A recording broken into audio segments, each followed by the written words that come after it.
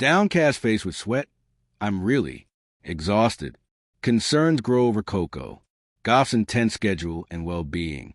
The lights of Shanghai glimmered like a thousand restless eyes as Coco Gauff stepped off the court, sweat dripping from her forehead, her chest rising and falling in deep, heavy breaths. The crowd roared.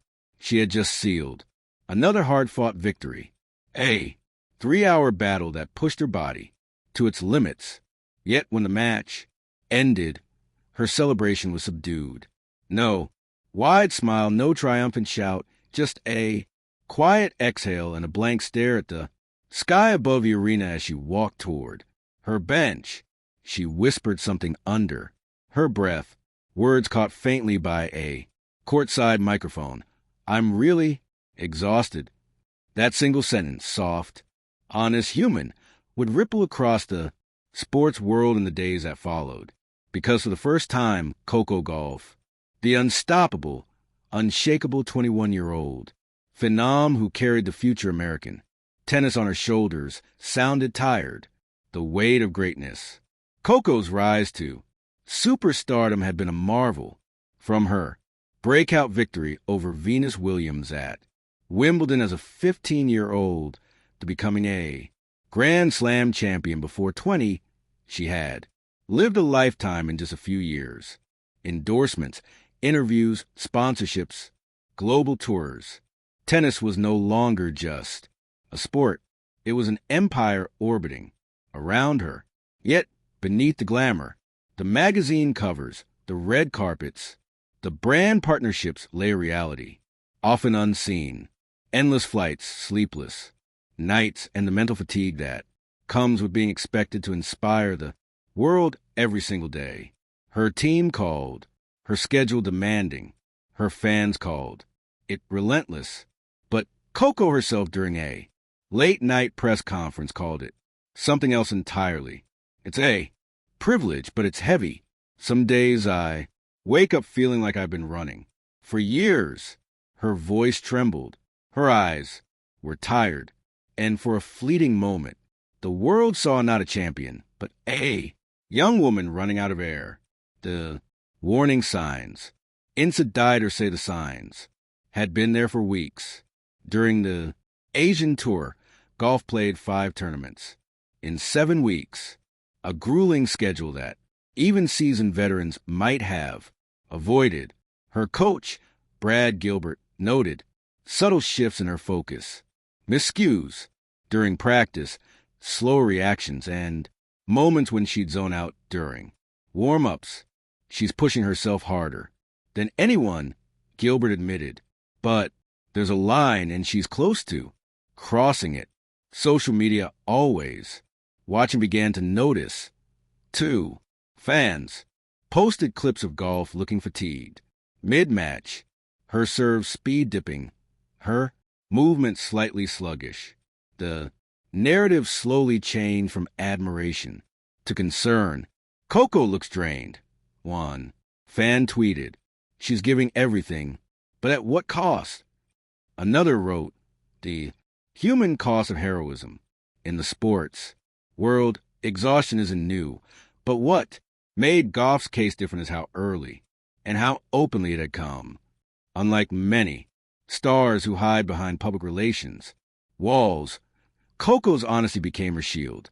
In Tokyo, after another marathon match, she sat at the press table and sighed. Before anyone asked a question, I'm really tired. I think I need to slow down. The room fell silent. A journalist asked gently, are you okay mentally? She smiled faintly. I'm okay, just running on fumes. I love the sport, but sometimes I forget that I'm human, too.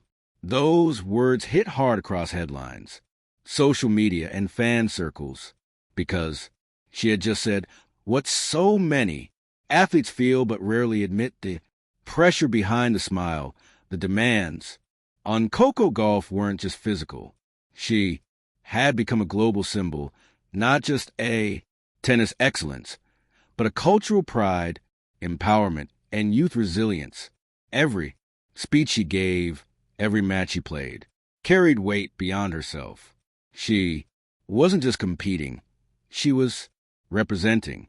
In 1 week, she might meet with global sponsors, attend charity galas, visit schools, and play for matches, all while maintaining the image of composure.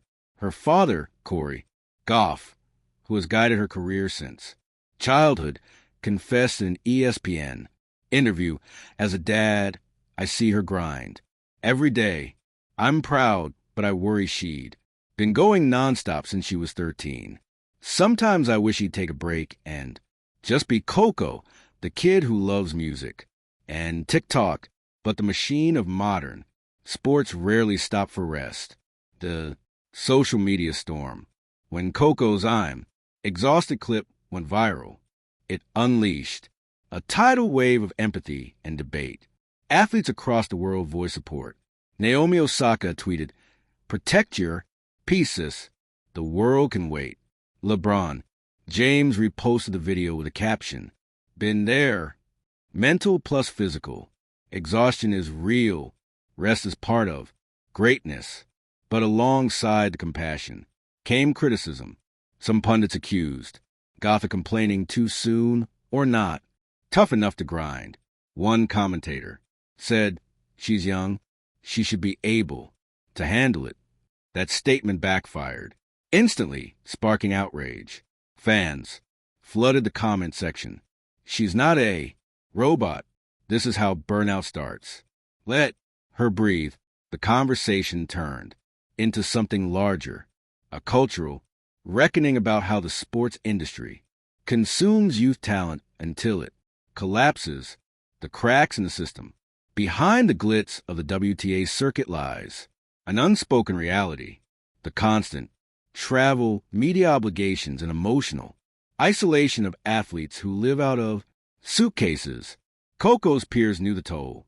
Well, Emma Raducanu knew who faced similar struggles after a breakout. Publicly sympathized. People see the trophies, not the toll. The hardest part is in playing. It's staying sane while you do. Even Serena Williams weighed and, during an interview with Vogue, "When I was her age, I hid my exhaustion behind pride." Coco's courage to admit it. That's growth for this generation. The tennis world began to realize this. It wasn't a moment of weakness. It was a warning the night she stopped. In Beijing, a few nights after that viral statement, Coco made a quiet personal decision. After practice, she sat alone in her hotel room, staring at her reflection.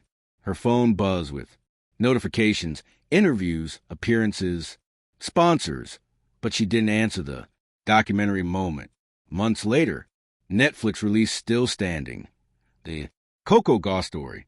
The opening scene was simple.